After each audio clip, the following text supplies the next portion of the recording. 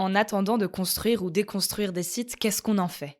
Le groupe SERL se saisit d'un espace de 700 000 m² au cœur de Villeurbanne, dans la métropole de Lyon, projet coordonné par le GIE La Ville Autrement.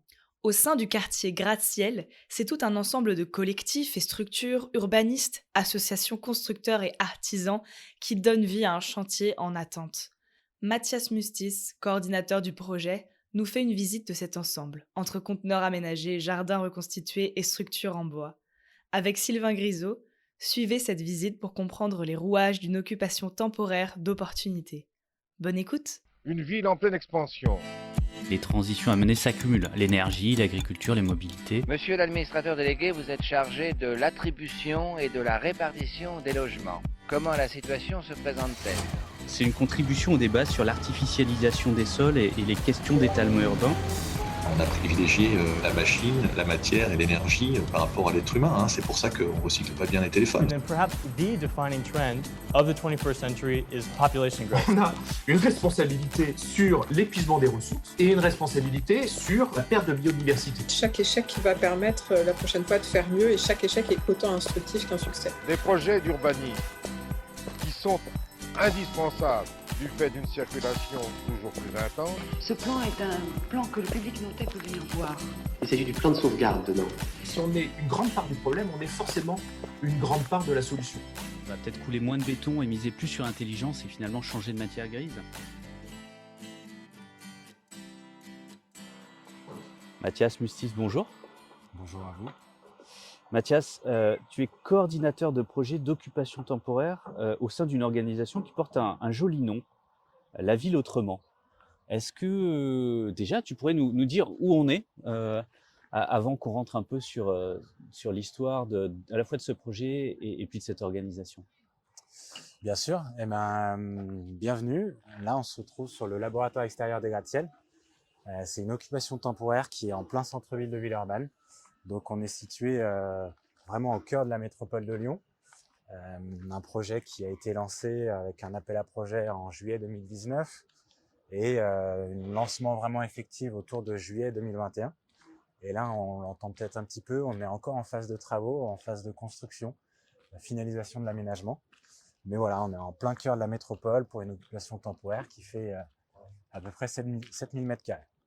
Alors, une occupation temporaire, on construit, peut-être pour être précis, avant on a déconstruit.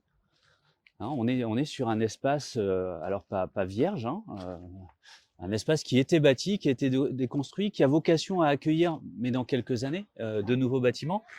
Et il y a un espèce de temps mort de la ville, alors pas n'importe où, hein, on n'est pas dans la grande périphérie, c'est pas la campagne qu'on voit, c'est les gratte-ciel, des ensembles de logements sociaux identitaires, vraiment connus et bien reconnus. Et on est dans un de ces alignements emblématiques.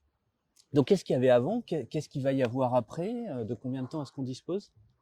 Avant, on avait essentiellement du logement vacant, en partie insalubre, qui a été démoli courant 2019, voire peut-être fin 2018, avec l'objectif, du coup, initialement, de lancer la phase du projet urbain Gratte-Ciel Centre-Ville. Il faut savoir qu'ici, on est sur un projet d'occupation temporaire d'opportunité. C'était pas du tout prévu initialement.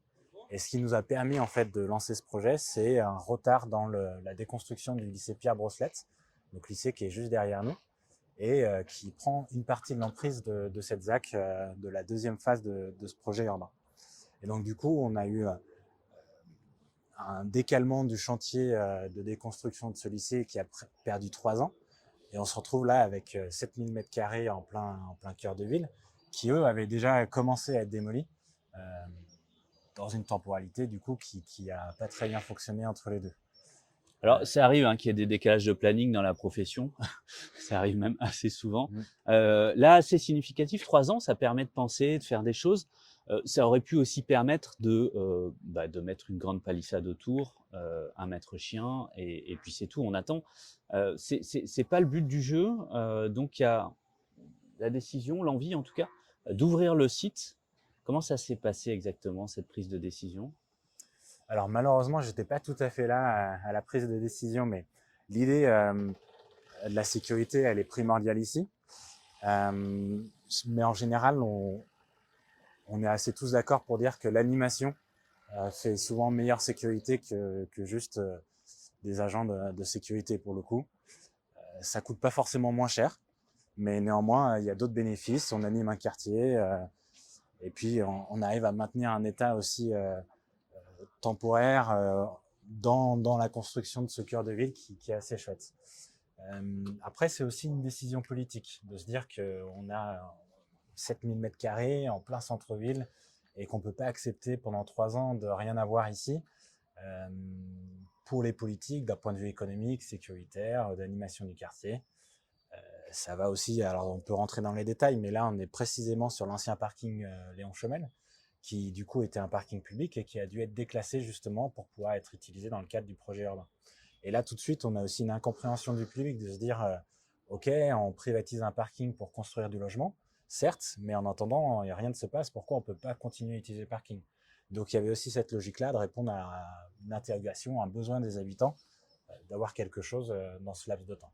Ouais, il y a une certaine peur du vide, légitime, hein, mais pour occuper tout ça, donc pas mal d'organisations, pas mal d'acteurs mobilisés. Là, on a déjà beaucoup de monde hein, sur le site, plusieurs chantiers en cours, des constructions bois, quelques conteneurs posés par-ci par-là, des enfants qui font du jardinage, etc., etc. Il se passe déjà des choses. Qu'est-ce qui se passe aujourd'hui ici? Qu'est-ce qui va se passer dans les prochaines années?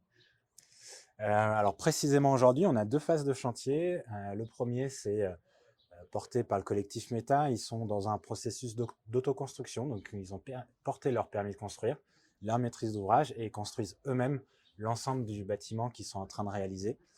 Ils ont choisi les matériaux dans une logique de construction, de coût et d'économie, mais aussi parce que c'est des matériaux qu'ils ont l'habitude de travailler, donc du container et du bois. On a une deuxième phase de chantier là qui est l'EPI, espace de partage et d'innovation. Eux, ils construisent en container et un deuxième bâtiment en paille porteuse. Et là, la volonté, c'est d'avoir un bâtiment en paille porteuse qui soit ERP, établissement recevant du public. Si je me trompe pas, je crois on va être le 3e ERP en France en paille porteuse. Donc là, on est dans l'innovation, non pas tant technique, mais aussi du lien avec les assurances, qui refusent bien souvent de labelliser ce type de structure. Donc on a ces 2 phases de chantier, et là, ça représente déjà ces 2 structures, en fait, puisque ce sont des collectifs, une dizaine de structures. Justement, les enfants qui jardinent, en fait, ça c'est un des 3e occupants, qui eux travaillent beaucoup la logique de la végétalisation urbaine, et là, beaucoup en lien avec les scolaires du quartier. Ils ont planté plus de 400 arbres sur site, avec cette volonté de le faire avec justement les écoliers, d'aller chercher des graines qui sont tous dans un périmètre de 500 mètres du lieu. Et puis, dernier occupant sur site là-bas, c'est pareil, un ensemble de containers qui sont aussi en phase d'aménagement. On accueille des nouveaux artisans sur site qui viennent là un peu expérimenter ce que c'est d'être un artisan au cœur de ville, comment ça peut se réintégrer dans le centre-ville et comment on réfléchit la suite. Alors, donc déjà beaucoup de choses. Encore d'autres projets à venir. Enfin, tout ça va s'étaler sur combien de temps? Parce qu'il y a un horizon en fait. Oui, il y a même une temporalité très définie. Ça finit en septembre 2023. Donc il nous reste à peu près 1 an et demi. Là, on est dans notre 2e phase estivale qui va vraiment rentrer fin avril avec ce qu'on appelle pour le moment, c'est un nom qui risque de changer, mais les portes ouvertes numéro 2, où ça va être un grand week-end où on invitera tous les acteurs et surtout tous les habitants à venir participer à ce que ça va être sur site. Et qu'est-ce que ça va être? Ça va être beaucoup d'animations, des ateliers, bricothèque, du jardinage, des conférences. En fait, c'est toute une logique de interroger la ville de demain, dans une logique déjà de la comprendre, de mieux la comprendre, et puis aussi d'essayer d'avoir un impact. Alors aujourd'hui, est-ce qu'on va y arriver? On ne sait pas trop. Est-ce que ça sera suffisant? Probablement pas. Mais en attendant, il y a vraiment cette réflexion-là, et en lien aussi avec le projet qui arrive par la suite, le projet urbain.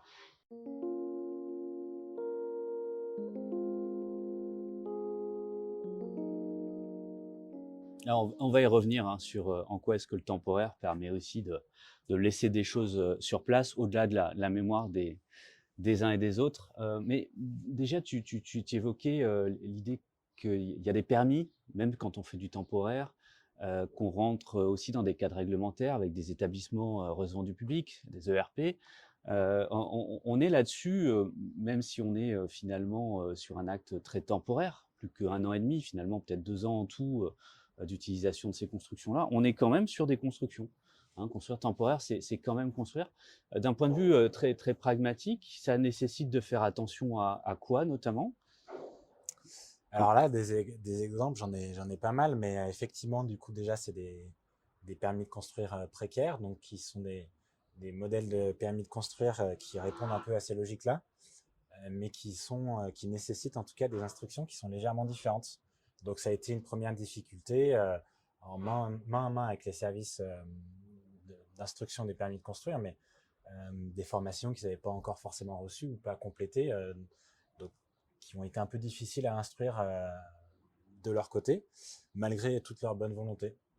On a eu aussi, par exemple, toute la logique d'infiltration des eaux de pluie. On ne peut pas rejeter dans le réseau unitaire, mais on ne peut pas non plus infiltrer sur site. Donc, comment on fait? Et ça a été des écueils qui nous ont là aussi fait retarder dans les permis de construire. On a aussi, on est en site patrimonial, en AVAP. Donc, ça veut dire qu'on est soumis aux réglementations de l'ABF. Donc, tous nos permis de construire ici sont soumis à l'avis de l'ABF. Donc, par exemple, toutes nos constructions doivent répondre à une teinte particulière, un gris un peu similaire au gratte-ciel. On n'a pas pu installer de photovoltaïque parce que ça ne répond pas aux normes. Voilà, des contraintes qui nous ont là aussi, du coup, par exemple, pas permis de répondre à des appels à projets de l'ADEME qui permettaient d'avoir des subventions supplémentaires. Donc en fait, des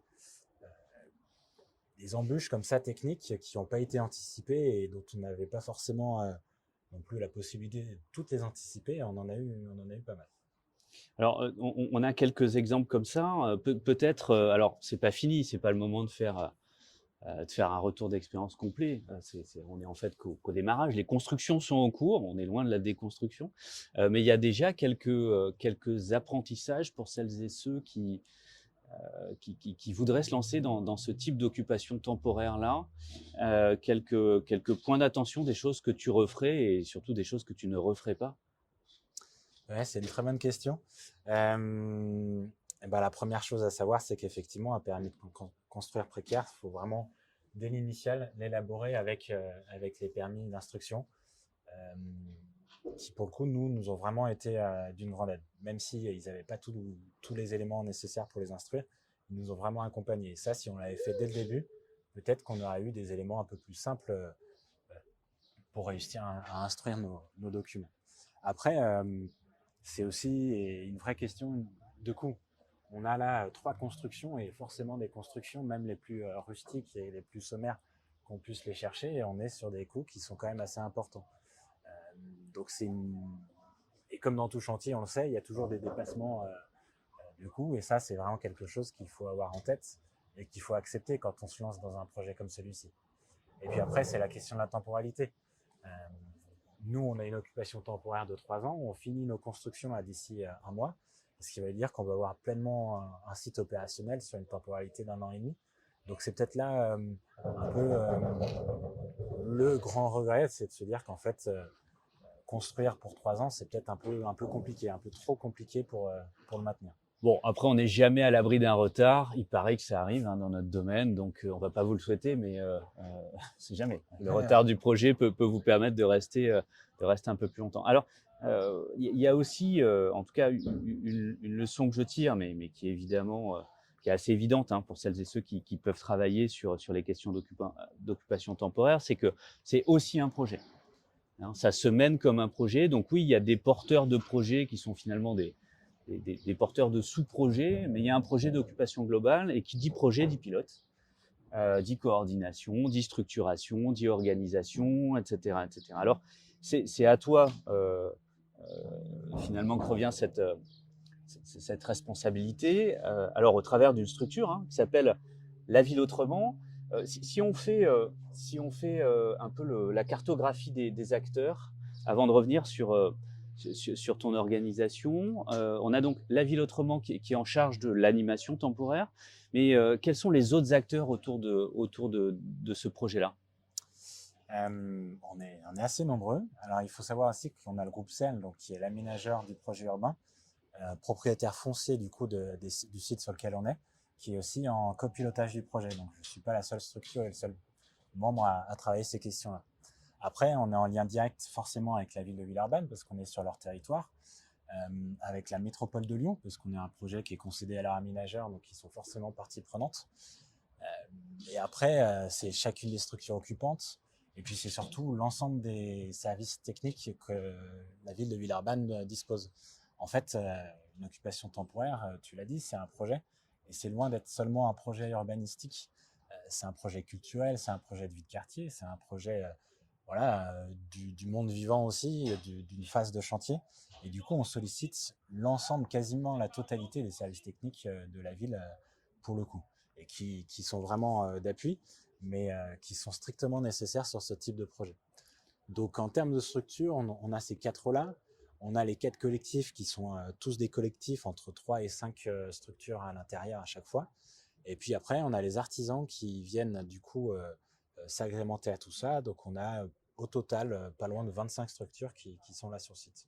Donc un projet d'occupation temporaire, c'est globalement un projet urbain, donc aussi complexe qu'un projet urbain en termes d'acteurs impliqués, institutionnels, opérationnels, etc., etc., mais avec en plus des occupants et en plus un délai court.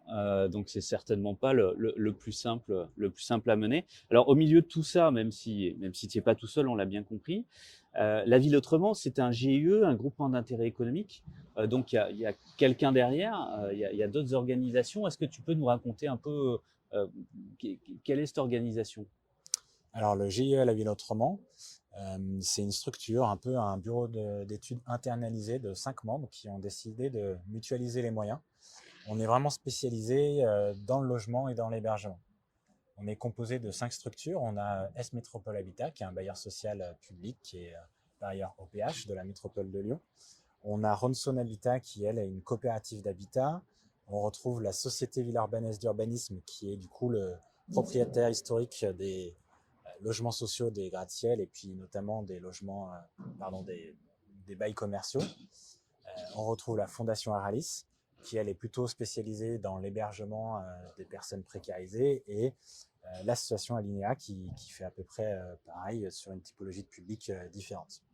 Donc ces 5 structures, elles ont décidé de mutualiser des moyens, et notamment des moyens en ETP, en compétences internes, parce qu'elles n'avaient pas forcément ni l'ambition ni les moyens financiers pour prendre par exemple un métier dans leur structure sur un projet qui ne nécessitait pas forcément d'y allouer toutes ces ressources. Ça, c'est la première logique. La deuxième logique, c'est un travail un peu de couture, de se dire qu'on est 5 structures différentes avec 5 modèles juridiques différents. Et le GIE est un 6e modèle juridique qui nous permet, suivant les besoins à accomplir, et notamment la construction de logements sociaux, l'hébergement des personnes précarisées, de faire porter par différentes structures pour réussir à avancer correctement nos objectifs et dans des délais qui sont les plus raisonnables.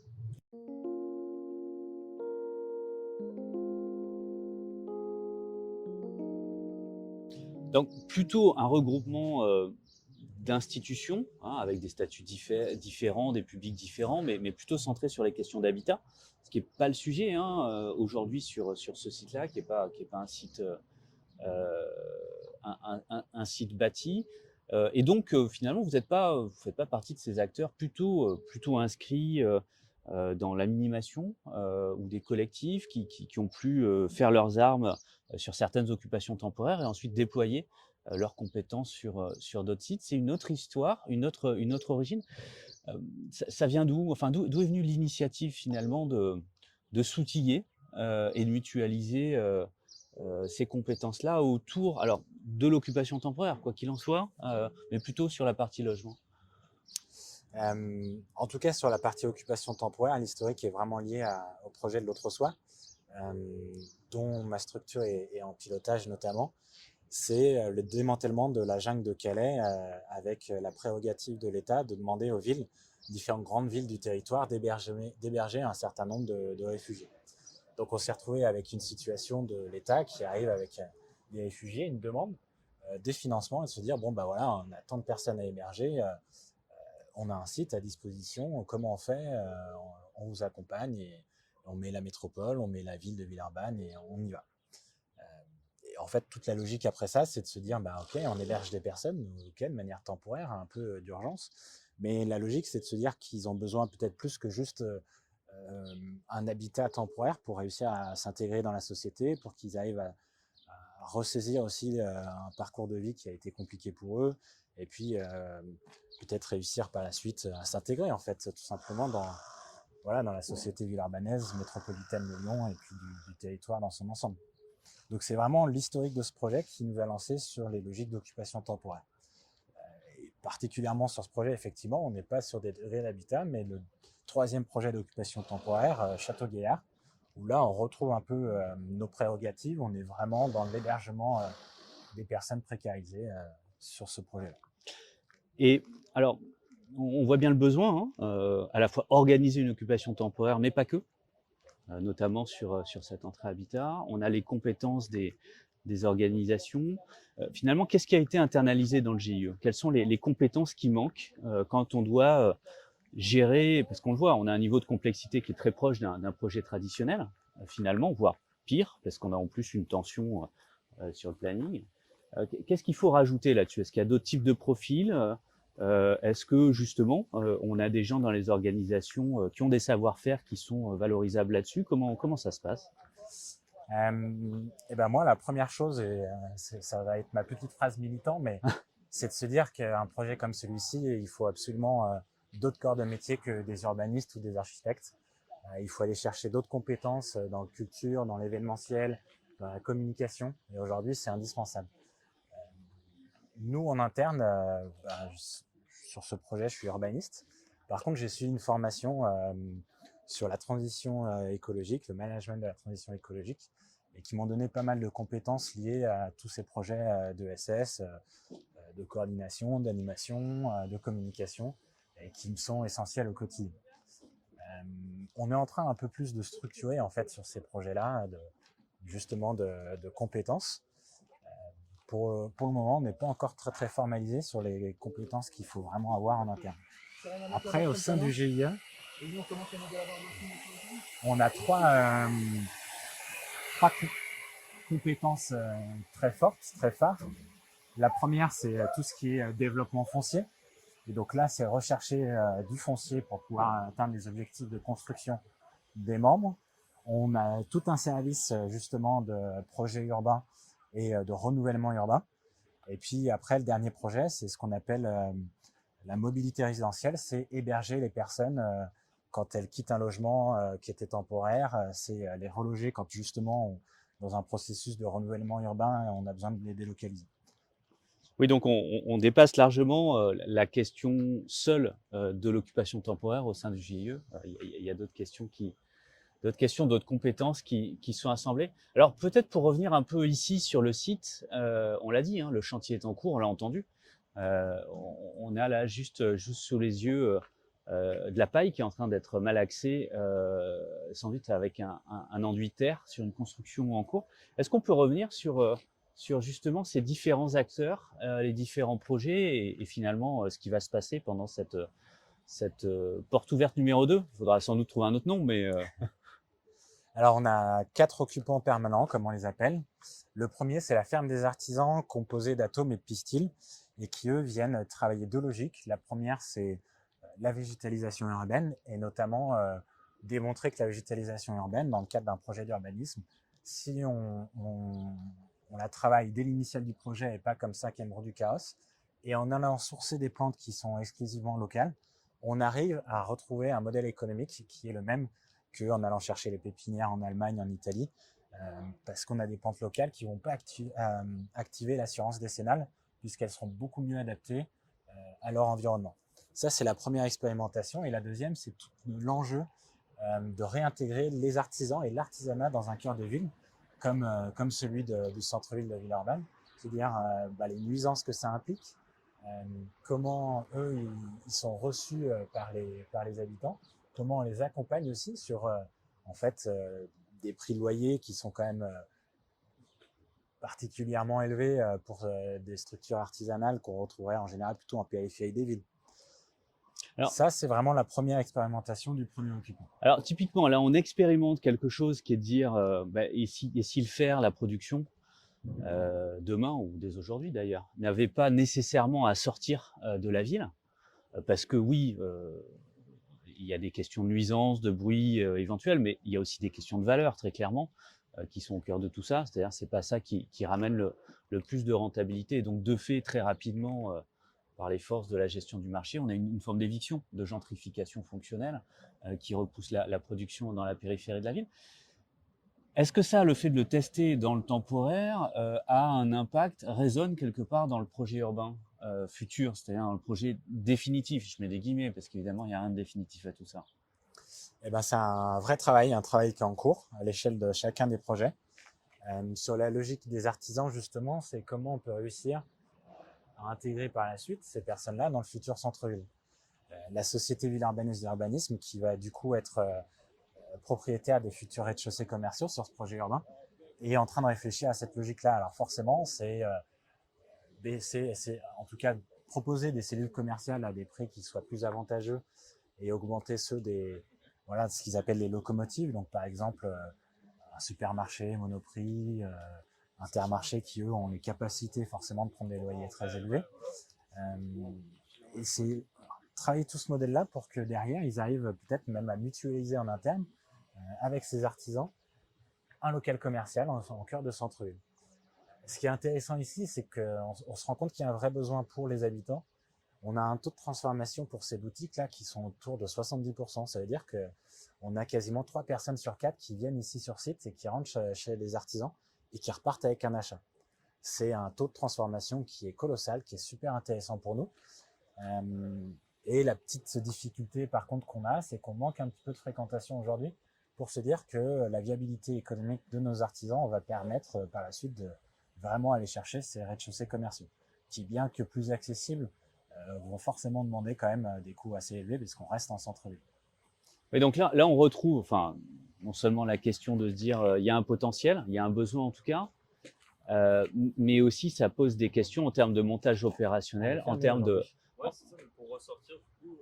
Vous ressortez par où vous êtes rentré? Vous êtes rentré par où? On est rentré par là-bas, on nous a ouvert. Ah, c'est encore ouvert en fait. Ouais, il faudra partir par là.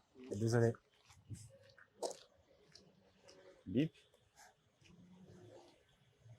Donc on retrouve plusieurs choses. On retrouve le fait qu'on a testé sur site, il y a donc un potentiel, il y a un besoin, à la fois pour la population et pour les artisans. Et donc se pose la question de faire et donc de la méthodologie. Là, il se trouve qu'au sein du GIE, on a quand même un acteur qui est déjà présent sur site et qui est propriétaire du temps long, qui est une foncière qui est propriétaire des rez-de-chaussée commerciaux existants, mais qui va l'être aussi à l'avenir avec donc la capacité d'agir. On retrouve ces logiques de ce que j'appelle les sols communs, qui à un moment dire qu'une propriété du temps long avec une visée d'intérêt collectif est sans doute nécessaire pour un certain nombre de fonctions. Mais ça, c'est que le premier acteur. Est-ce qu'on peut continuer notre visite? Alors le deuxième, c'est justement ce chantier en construction paille, en paille porteuse. Donc l'EPI, espace de partage et d'innovation. Là, on retrouve en termes d'acteurs Ronson Habitat, donc, qui est un membre du GIE, qui est aussi un des futurs promoteurs immobiliers du projet urbain. On retrouve Justa, qui est une micro-distillerie qui va venir s'implémenter sur site, et le collectif Pourquoi pas. Ensemble, eux, ils portent 2 expérimentations. La première, c'est comment et qu'est-ce qu'on va mettre dans les espaces communs de ces futurs immeubles, justement. Est-ce qu'on aménage le lieu? Comment on l'aménage? Comment on met en place des outils pour que ces habitants puissent utiliser correctement, efficacement, justement, ces espaces communs. Donc, ils vont mettre en place un certain nombre de réflexions, d'ateliers avec un panel d'habitants qui sera assez similaire, on l'espère, à ce qu'on va aller chercher dans les futures constructions. Et la deuxième expérimentation, c'est une micro-distillerie éco-responsable avec justement une vraie logique de circuit court déjà dans le sourçage des éléments qu'elle va utiliser pour distiller, mais aussi dans la réutilisation calorifique du distillat, mais aussi dans la réutilisation de l'eau qui est forcément très excédentaire quand on fait de la distillation. Donc c'est 2 expérimentations, et puis je le disais un petit peu en amont aussi, c'est la logique d'avoir un ERP qui est fait en paille porteuse, a priori 3e ERP en France en paille porteuse, avec cette logique d'avoir une assurance qui veut bien nous suivre, sur le fait d'accueillir du public dans un bâtiment qui est construit et qui est porté par de la paille.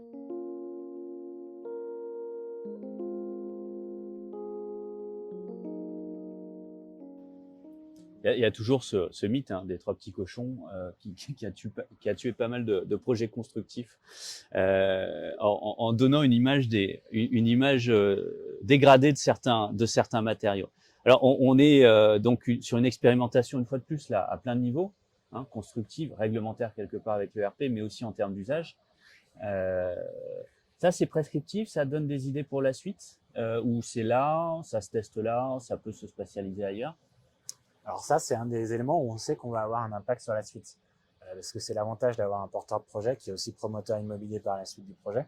Donc on sait que ce qui va être expérimenté va permettre de nourrir la réflexion de ce qui va être fait en interne. Ça, c'est un point important, je me permets de t'arrêter, mais peut-être dans les apprentissages, se donner les moyens de capitaliser localement et finalement de laisser des traces d'une occupation certes temporaire, c'est peut-être aussi d'impliquer le plus possible les acteurs de la gestion de la suite, au-delà des acteurs du projet urbain, et de la vie de la suite du lieu au cœur même de l'occupation temporaire. Donc là c'est bien le cas, puisqu'on a un opérateur immobilier impliqué là-dessus, sur le temporaire, mais aussi sur le pérenne. Tout à fait. Après, tous les opérateurs qui arrivent par la suite et qui construisent vont participer financièrement à ce projet. Donc ils ont dans tous les cas un rôle quand même pour nous qui est assez fort. Alors on va passer, on va traverser la zone de chantier pour voir un petit peu ce qui s'y passe. C'est peut-être l'occasion de commencer à nous parler de la suite, notamment des jardins qu'on voit derrière, où là on a un autre acteur, un autre sujet, une autre expérimentation. Donc là on est sur une construction qui est à la fois basée sur des conteneurs, des structures paille qui sont en cours de montage, et puis une toiture très large qui vient protéger l'ensemble des intempéries, mais qui vient se surimposer aux constructions existantes. Tout à fait. Et juste derrière, du coup, on retrouve le collectif Gratte-Terre, qui eux, pareil, on retrouve la même logique d'expérimentation. Ça va être du bonheur, ça va être impossible. Après, si jamais ils étaient un petit peu longs quand même à mélanger avec de la paille hachée, faire un peu moins de maths si besoin, parce que là, vu que la production de paille hachée, elle va aller vite, c'est cool là.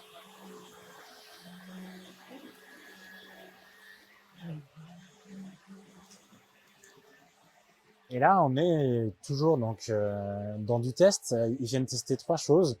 Eux, ils ont fait un collectif de 5 structures, et là aussi, on retrouve cette logique de 5 structures différentes. On retrouve Gratte-Terre, qui est le nom du collectif, composé de SCE Environnement, qui est un bureau d'études en aménagement du territoire notamment. On a Parc et Sport, qui est une SCOP, qui fait de l'aménagement de parcs urbains. On a 2 associations, SPES, qui fait du soutien scolaire, et le Jardin d'Yvonne, qui est un jardin partagé sur Villeurbanne. Et le dernier, Thierry Boutonnier, qui est un indépendant, artiste du vivant. Donc, ils avaient déjà la vocation d'essayer d'expérimenter un collectif avec plein de structures assez variées. Et ensuite, d'un point de vue vraiment expérimental sur site, ils viennent travailler l'évolution phylogénétique des arbres par an. Concrètement, ça veut dire démontrer que les arbres aujourd'hui sont adaptés au réchauffement climatique local et à la pollution urbaine locale. On prend un chêne vert commun, ça n'existerait plus trop. On serait sur un chêne vert commun de Villeurbanne et non plus un chêne vert commun qu'on peut retrouver sur l'ensemble d'une population française, par exemple. Donc c'est le retour au local finalement. On vient chercher localement des espèces qui seront adaptées au sol, adaptées au climat, alors d'aujourd'hui et peut-être de demain. Tout à fait. Et la logique, c'est de travailler un peu ces palettes végétales par la suite sur la compréhension de ce qu'on vient planter pour en fait ces projets urbains qui arrivent et qui vont continuer à exister, mais avec une palette végétale qui doit s'adapter forcément au réchauffement et à la pollution locale. La deuxième expérimentation qui mène ici, c'est toute la logique du travail sur le sol vivant. On est sur un site qui a été excavé au total de 2 mètres de remblai. Donc il y a un vrai travail qui est fait par le collectif sur comment on arrive à renaturer le sol. C'est un travail sur les rotations de culture, sur les formes racinaires, qui vient permettre là de réactiver un sol et de créer une biodiversité, ramener du vivant ici. Alors donc ça veut dire que là on n'est pas sur du sol rapporté. Comment ça s'est passé en fait? Ça a été excavé, mais il y a quand même un sol qui a été ramené? On a ramené ici des amendements qui sont différents sur chaque parcelle. Alors on distingue un peu moins maintenant, mais en fait on retrouve ici 4 parcelles différentes qui correspondent à des amendements à la fois en épaisseur différents, mais aussi en apports chimiques qui sont différents. Et la logique est aussi de travailler cet aspect-là pour voir ce qui prend le mieux, ce qui marche le mieux, ce qui a un impact plus direct sur le sol. D'accord. Et ça, c'est sur les origines justement de ces sols-là, ce qui est un sujet, hein, parce qu'on parle de nature en ville, mais souvent ça se transforme en importation de la périphérie de sous-produits de l'étalement urbain, hein, qui est cette terre végétale. Et puis ensuite, on ramène des arbres de Hollande ou d'Allemagne. Donc là, on retrouve sur les espèces des logiques de proximité. On arrive à la retrouver aussi sur l'origine des terres. Eh ben, sur l'origine des terres, la question est plutôt inverse pour nous. Ouais. C'est de se dire, en fait, là, on est en train de créer une terre vivante. Comment on peut réussir à ce que cette terre, elle ait un impact par la suite, soit sur le projet urbain, soit sur la ville. Mais on est quand même sur un amendement qui a été fait et sur du remblai qui a été cherché. Donc, la terre n'est pas locale, mais maintenant qu'on crée quelque chose de vivant, on va essayer de le réutiliser pour en faire quelque chose. Dans le projet urbain, puisqu'on n'est pas sur un espace... L'espace jardiné aujourd'hui n'est pas nécessairement un espace planté dans le projet urbain futur. Non, pour le coup, l'espace végétalisé sur le projet urbain seront plutôt des espaces notamment de toitures végétalisées ou de terrasses végétalisées. Bon, en tout cas, même le sol, on sera plutôt sur une logique arbusive que de jardin.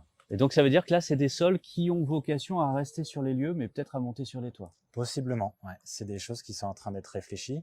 Et si ça ne sera pas sur le projet urbain, on ira chercher sur un autre projet où il peut y avoir un intérêt.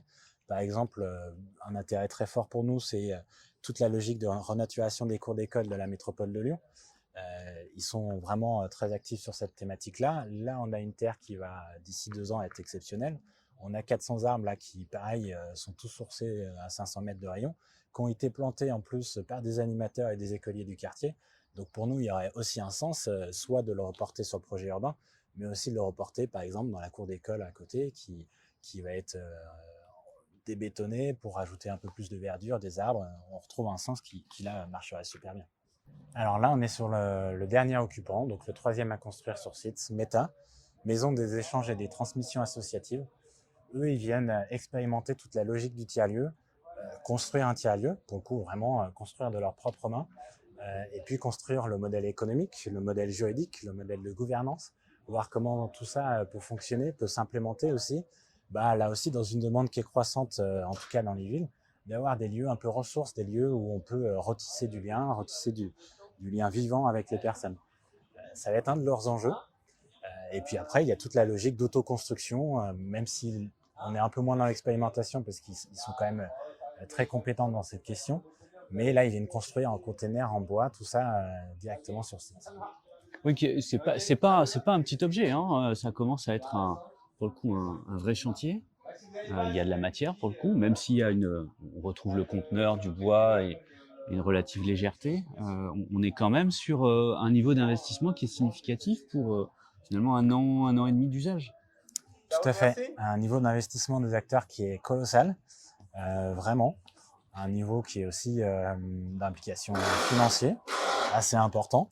Mais clairement, là, on va rentrer sur une phase qui va durer 1 an et demi, peut-être un peu plus, on le verra, mais qui va nécessiter d'être aussi très intense dans les sujets pour réussir à capitaliser tout ce qu'on a réussi à créer d'ici là.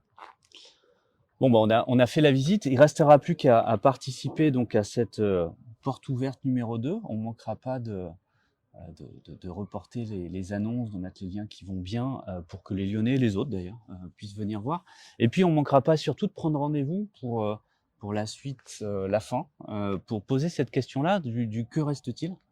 Que reste-t-il sur site, sur place, dans les lieux, et puis après dans la tête des unes et des autres qui font les projets. Qu'est-ce qu'on a appris finalement sur ce lieu-là, sur ce site-là ? Merci beaucoup. Merci à toi. Et puis donc à très bientôt. À bientôt.